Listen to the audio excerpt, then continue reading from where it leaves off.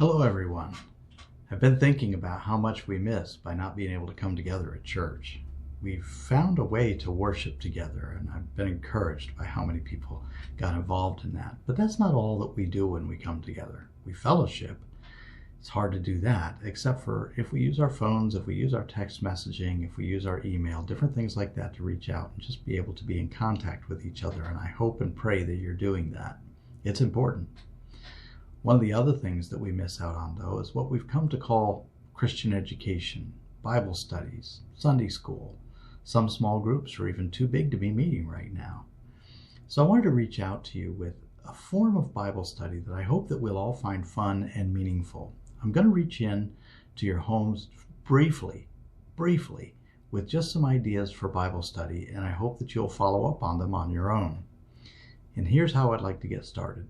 The book of Philippians is an amazing book, written by Paul when he was under house arrest. My guess is many of you feel like you're under house arrest.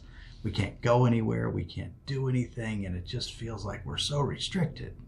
Well, Paul didn't have an electronic ankle bracelet, but he did have bracelets on his wrists, and he just couldn't go anywhere. And that's the way you are right now.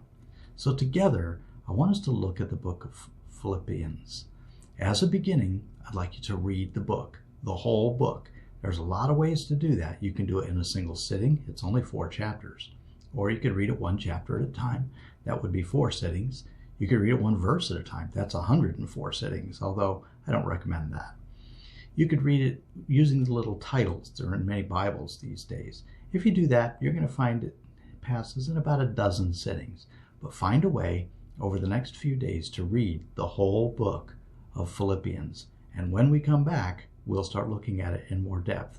But just briefly, I'll pop in, give you some thoughts, and let you take those thoughts and run with them. Let's make this a fun thing to do and learn more about the Bible as we go.